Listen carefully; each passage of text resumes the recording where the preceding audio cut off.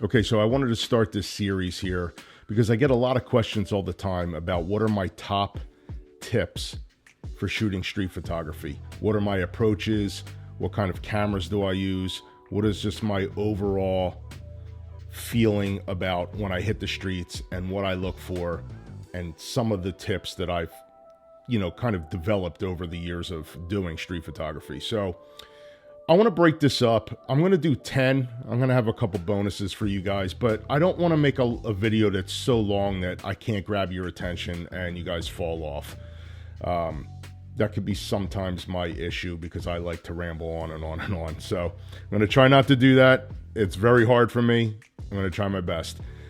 So I'm going to give you my first tip, and I'm going to make this a series. I'm going to try to do one every day. My first tip for you for street photography is less is more. Less is more, without a doubt. So what do I mean by less is more? Don't be the guy that brings a backpack full of camera gear, full of lenses, full of camera bodies. You're going to confuse yourself. You're going to overwhelm yourself. Part of street photography is about being in the moment, about immersing yourself in your environment and making connections and learning about people's stories, learning about the culture, learning about the area that you're in, and observing life out on the street. The street is a living organism. And if you are so consumed with the gear that you're bringing and what camera you should use and what lens you should switch to, you're going to miss moments that are key elements and things that you should be capturing in your camera, on film, on digital media, whatever it may be. You're going to miss the whole point of why you're out there.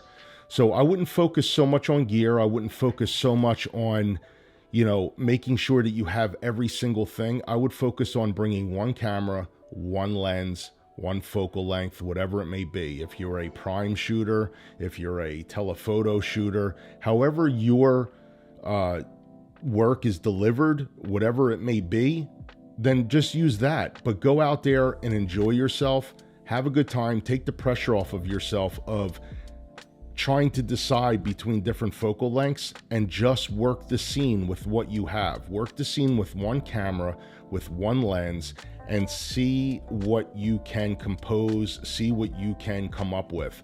I think it'll take a lot of pressure off of you, and I just think it's the proper approach. If you really, really want to study this art form and you really want to kind of work on getting better, that's kind of like a weird term for me. A lot of times I shoot street photography for myself. It's a relaxing, self-centering thing for me. It's not so much about having my work be noticed. It's not so much about having my work ranked in any way. And I'll get into that later as well. But that's my first tip. This is a quick one. I'm going to cut myself off. But I'm going to do a series of these. And so this is Joe's top tips for street photography. That was tip number 1. Less is more. Bring one camera, bring one lens, enjoy yourself. Don't take yourself so seriously. Go out, have a good time, work the scene, know the environment, immerse yourself in what you're doing. Have a good one. Later.